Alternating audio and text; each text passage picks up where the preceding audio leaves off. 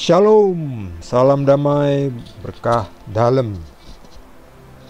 Kita lanjutkan dengan Injil Markus bab 10 dengan judul perikop Orang kaya sukar masuk kerajaan Allah.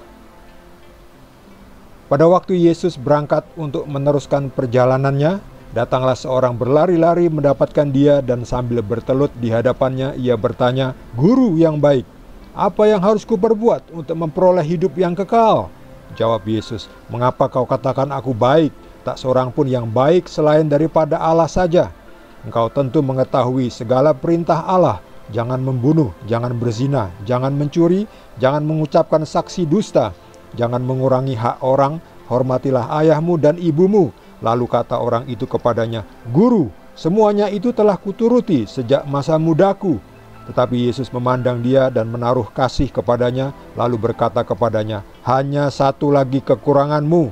Pergilah, jualah apa yang kau miliki dan berikanlah itu kepada orang-orang miskin, maka engkau akan beroleh harta di surga. Kemudian datanglah kemari dan ikutlah aku." Mendengar perkataan itu ia menjadi kecewa, lalu pergi dengan sedih sebab banyak hartanya. Lalu Yesus memandang murid-muridnya di sekelilingnya dan berkata kepada mereka, "Alangkah sukarnya orang yang beruang masuk ke dalam kerajaan Allah." Murid-muridnya tercengang mendengar perkataannya itu, tetapi Yesus menyambung lagi, "Anak-anakku, alangkah sukarnya masuk ke dalam kerajaan Allah. Lebih mudah seekor unta melewati lubang jarum daripada seorang kaya masuk ke dalam kerajaan Allah." Mereka makin gempar dan berkata seorang kepada yang lain, "Jika demikian, siapakah yang dapat diselamatkan?" Yesus memandang mereka dan berkata, "Bagi manusia hal itu tidak mungkin, tetapi bukan demikian bagi Allah. Sebab segala sesuatu adalah mungkin bagi Allah." Demikianlah sabda Tuhan. Terpujilah Kristus. Hari ini, perikop ini kita melihat ada orang kaya. Orang kayanya ini digambarkan membawa rombongan, orang-orang yang membawa koper-koper penuh berisi uang, harta benda dan barang-barang yang berharga, mungkin emas, mungkin perak, permata dan sejenisnya. Ya, waktu itu belum ada uang kertas ya, masih dalam bentuk logam-logam mulia. Di sini orang ini ketemu Yesus di suatu jalan. Ketika Yesus sedang berangkat untuk meneruskan perjalanan, dia berpapasan dengan orang kaya ini. Ini orang kaya ini.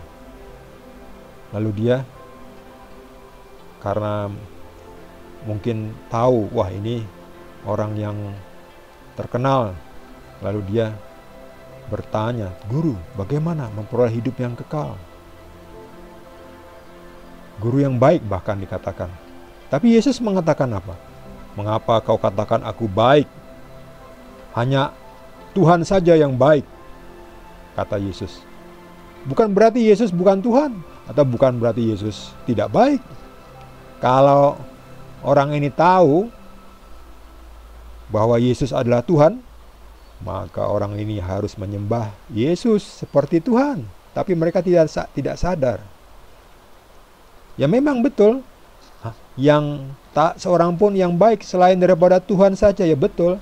Tapi kalau kalian mengerti bahwa aku adalah Tuhan, maka kalian pun akan belajar daripada aku dan mengakui akulah juga baik.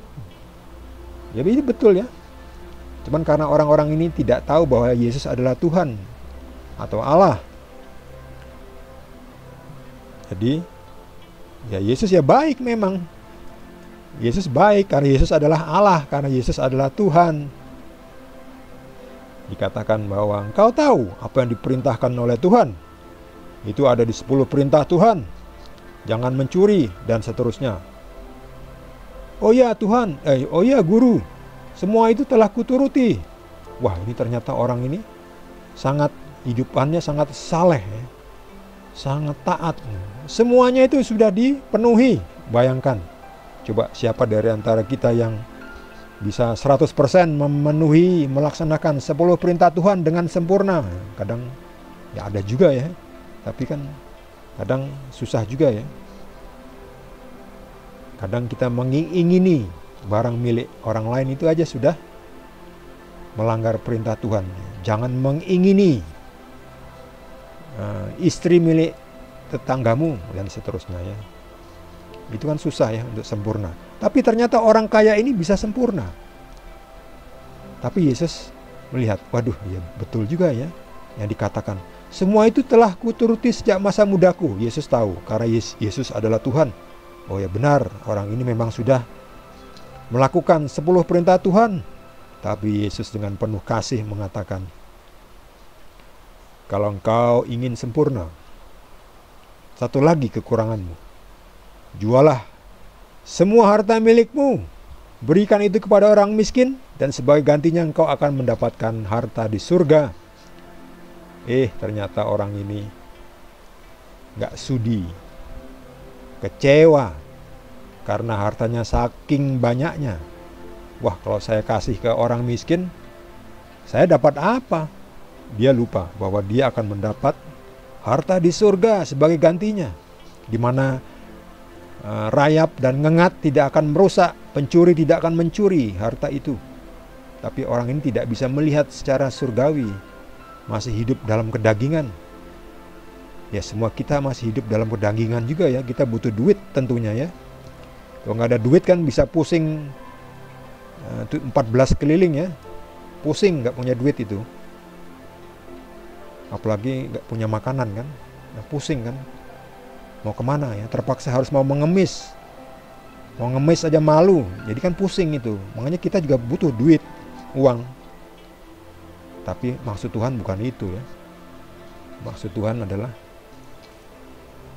jangan melekat kepada harta duniawi ini. Ya memang kalau kita dipanggil untuk hidup menjadi biarawan, menjadi pertapa, ya kita akan meninggalkan semua itu karena kebutuhan kita akan disediakan oleh kongregasi, oleh biara, oleh paroki, oleh gereja ya. Jadi kita nggak usah ngurusi harta duniawi. Tapi kalau orang-orang lain seperti kita ini kan, kita kan butuh ya, tiap hari harus belanja. Ya nggak apa-apa punya duit. Yang penting intinya pelajaran di sini adalah jangan terlalu melekat. Kalau melekat itu susah, itu yang susah ya. Karena ketika kita mati kita harus meninggalkan kelekatan harta duniawi ini.